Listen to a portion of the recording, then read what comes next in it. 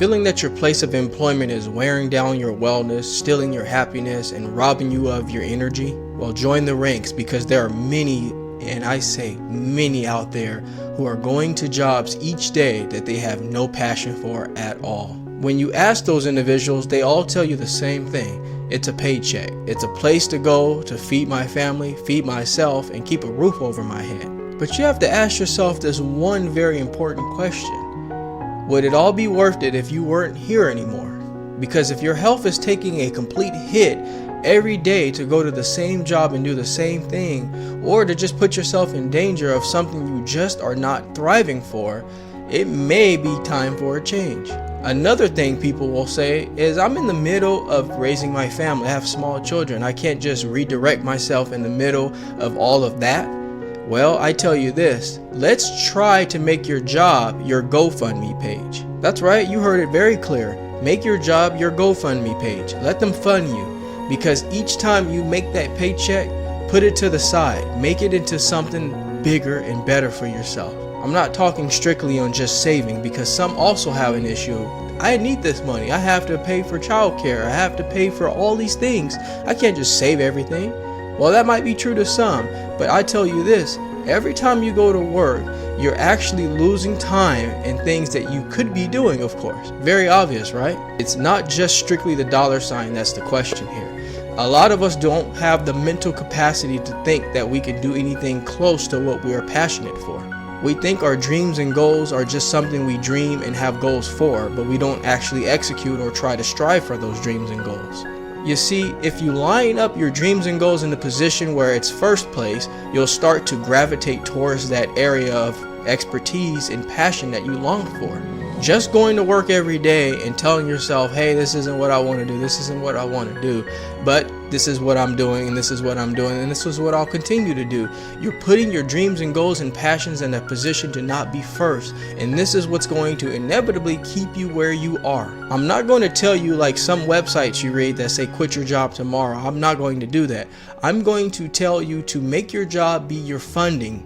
Put it in that perspective, make it be what it is, because it's just funding you. At the end of the day, yes, it's giving you something, but you're putting more in than what they're giving you. Trust me, it all starts with the mind. You don't have to execute tonight. You don't have to go to your boss and say, hey, give me a raise or I quit.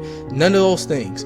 You're going to start putting the job that you do not like in a perspective to be on the bench. Of course, in this day and age, it's a blessing to simply have a job. A lot are losing their jobs, and I'm not going to take away the blessing that jobs offer us. But what I'm telling you is that no one should do something they don't want to ultimately do. You have to understand, at the end of the day, it's all business. The person running that position was probably at a job they didn't like, and now they're in a job they like, and now they're running the place. At the end of the day, it's all business. And if that business is not something that thrives you or drives you, then it's time to get out of that lane. I'm not going to talk you to death. I'm going to give you some tools right now. I'm going to give you 5 action tools that I want you to all start doing now. And this doesn't require any sudden changes. Nothing is going to impact your family's stability at all. This is all going to start from the mind, because everything that becomes something starts right there. Number 1, a recap. I'm going to tell you this. Start putting the job as your non-important factor. Make it your funding. Basically what I'm saying, to recap, you have to go knowing that you are just funding your real passion in the end. If you start to transition into that mindset, you'll start to see doors open. So basically, to know when you've completely converted over is when your supervisor has now promoted you. Are you going to say, hey, I'm done with everything now, I'm going to stay right here? Or you're going to take it and thank them, but still be executing in the brain and saying that this is still not where I want to be. When you know that you're still committed, even after a promotion, even after that big office, you know that you're on your way.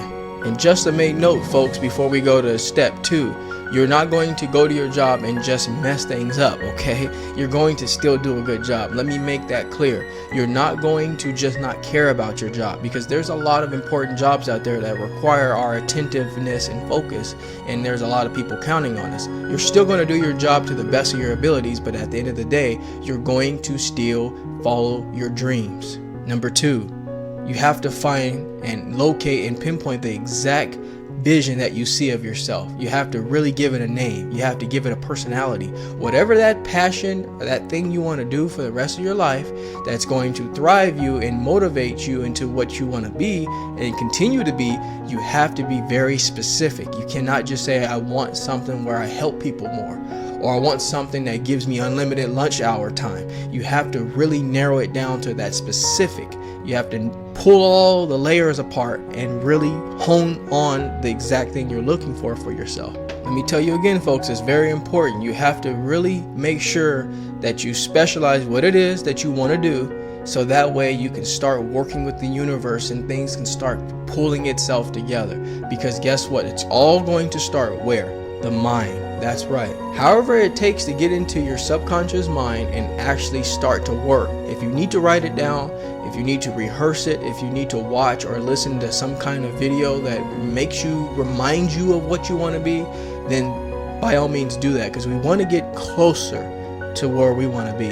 Number 3, you have to be extremely patient. And some will say patience is number 1. Actually, patience kind of embodies 1, 2, 3, 4, and 5. But for number 3, I'm going to tell you patience, because let's say you've already finished number 2 now. Now you're starting to develop that flow that, hey, I think this might actually work.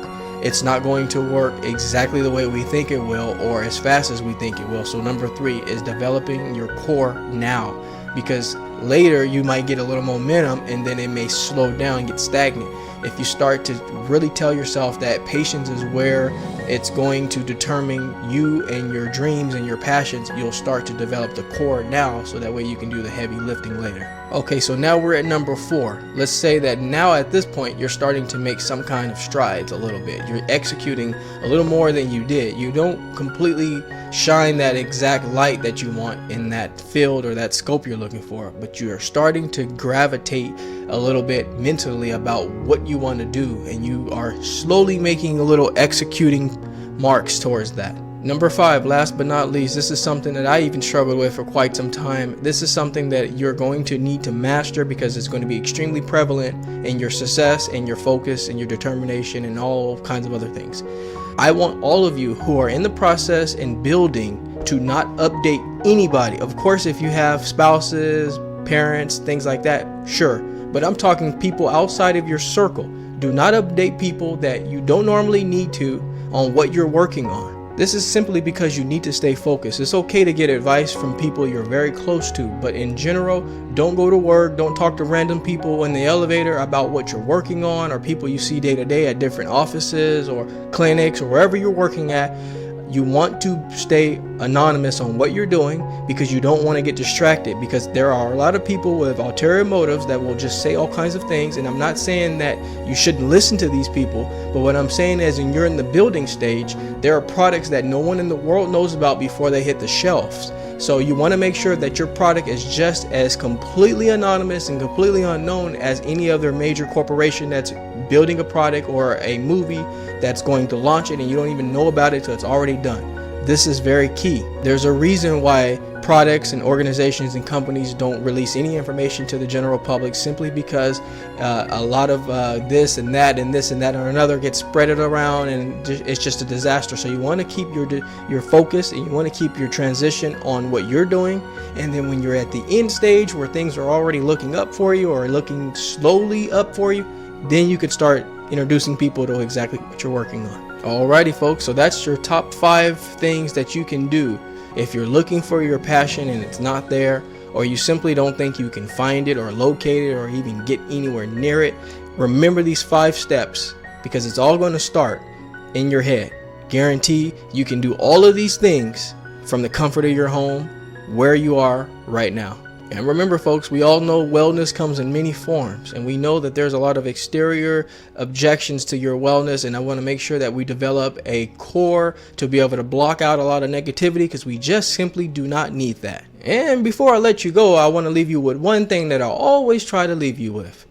Being well is feeling well. Feeling well is doing well. Doing well is living well. Take care, everybody.